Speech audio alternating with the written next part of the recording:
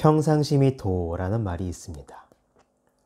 또 수많은 선사들도 무언가를 특별하게 만들지 말라고 공통적으로 말씀하셨습니다.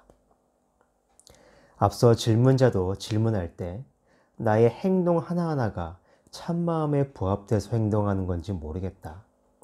또 나는 견성하지 못한 것 같다 라는 말을 했습니다. 이 말에는 나라는 존재는 참마음과는 다르고 그래서 하는 행동 하나하나가 옳지 않을 수 있다는 뜻과 또 내가 견성을 못해서 그렇지 견성을 하면 다르게 될 것이다. 그런 의미도 들어있다고 보여집니다. 설령 그것이 진실일지라도 참 마음으로서의 나와 그렇지 못한 나, 견성을 한 나와 견성을 못한 나, 이렇게 둘로 나누고 시작하는 것은 그 출발점부터 잘못되어진 것이라고 할 수 있습니다.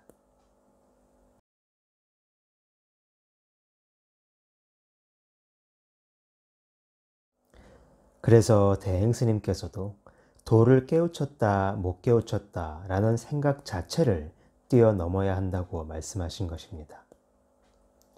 도라는 것이 특별한 것이 아니고 남을 원망하지 않고 남을 괴롭히지 않는 것, 또 다른 이들을 내 몸과 같이, 다른 이들의 아픔을 내 아픔같이 생각하는 것이야말로 진정한 도라고 하셨습니다.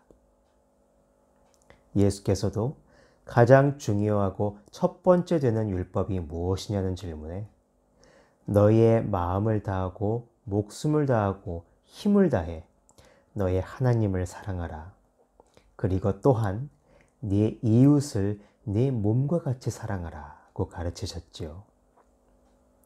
또한 대행스님께서 상대방을 알든지 모르든지 또 좋든지 나쁘든지 존경해야 한다라고 하신 말씀은 우리가 통상적으로 생각하는 의미로 예의를 갖추고 상대방을 높이는 그런 존경을 뜻하는 것이 아닙니다. 우리는 언제나 이 사람은 이렇고 저렇고 또 저 사람은 이러저러한 사람이라는 식으로 모든 사람을 평가하고 정의하지만 그것이 정말로 그 사람의 진실된 모습을 있는 그대로 표현한 것일까요?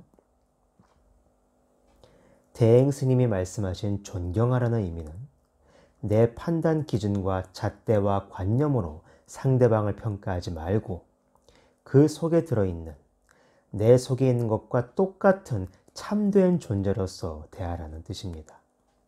바꿔 말하면 그들이 정말 그런 것이 아니라 나의 마음 속에서 내 기준에 따라 창조된 모습으로 그들을 대하지 말고 참나, 주장자, 본성이라고 불리워지는 그 존재가 바라보는 눈으로 그들을 바라봄으로써 그들이 내 안에서 새로운 존재로 재창조되도록 기회를 주는 것이라고 표현할 수 있겠습니다.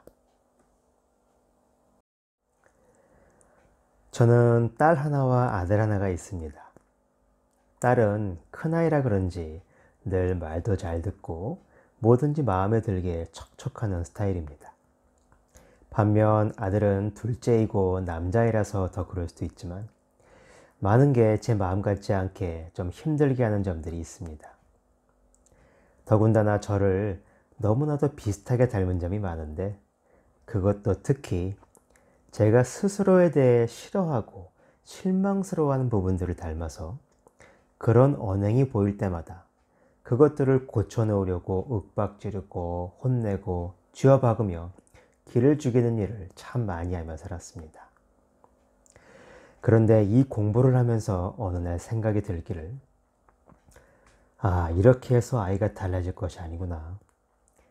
내가 내 마음속에서 아이를 바라보는 시선이 바뀌지 않는 이상, 다시 말해 내 마음속에서 내 아들은 이렇고 이렇고 또 저렇고 저런 아이라는 관념을 바꿔놓지 않는 이상 아이는 절대로 변화되지 않겠구나 하는 생각을 하게 되었습니다.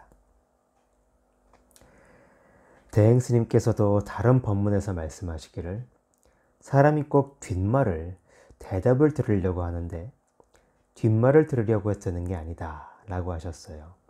그것처럼 아이에게 아무리 잔소리를 하고 옳은 길을 귀에 못이 박히도록 이야기를 한들 그런다고 되는 것이 아니라 나의 내면의 주인공이 저 아이를 바라보는 모습으로 내 마음의 그림을 새롭게 그린다면 비로소 그 그림대로 되어지게 될 것이라는 것을 알게 되었습니다. 그렇게 마음을 고쳐먹고 아이에게 하던 잔소리와 참견을 줄여나가며 주인공에게 맡기고 아들을 믿자 정말 놀랍게도 아무것도 하지 않았는데 아이 스스로도 그렇게 안 되고 힘들어하던 일을 어느 날부터 척척 해내기 시작하고 본인이 먼저 변화되려는 의지를 말과 행동으로 보이기 시작하는 것 아니겠습니까? 참으로 놀라운 일이 아닐 수 없습니다.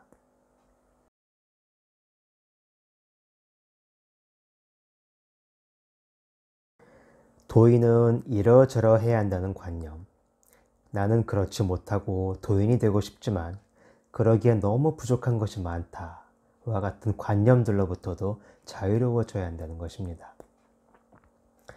또한 하나만 남기려고 머리를 깎는다 하는 말씀은 머리카락의 숫자만큼이나 많은 생각과 번뇌들이 우리 마음속에서 쉼없이 일어나고 나오는데 이것들은 다 본래 공하고 오로지 주인공, 그 참된 존재 하나만 진실되다는 것을 표현하는 방법으로 그렇게 말씀하신 것입니다. 하지만 한 번 깨달았다고 번뇌가 완전히 사라지나요? 어느새 또 튀어나오고 또 일어나면서 그냥 두면 얼마 되지 않아 덥수룩하고 지저분해지는 머리처럼 우리 마음을 다 뒤덮게 됩니다. 그러므로 생각과 번뇌를 없애려고 애를 쓸 것이 아니라 그것이 본래 공한 줄을 알아 그것에 끌려다니지 않는 자리에 우뚝 서야 한다는 것을 두고 나지 않고 난다. 깎지 않아도 깎고 깎으면서도 깎지 않았다라는 말로 표현하신 것입니다. 결국 도라는 것은 특별한 것이 아닙니다. 도라는 말을 한 것도 나이고 도이다 아니다라고 구분하는 것도 나입니다. 숭고한 도를 생각하는 것도 고귀한 부처님을 떠올리는 것도 다 머릿속에 똥을 집어넣는 것과 같다라는 말이 있습니다. 무엇인가를 특별하게 만들고 어떤 것에 의미를 부여하는 순간 그것은 도에서 멀어져 버리는 것이며 따지고 분별하기 이전에 온전한 나로서 오직 모를 뿐, 오직 할 뿐, 그것이 바로 도입니다.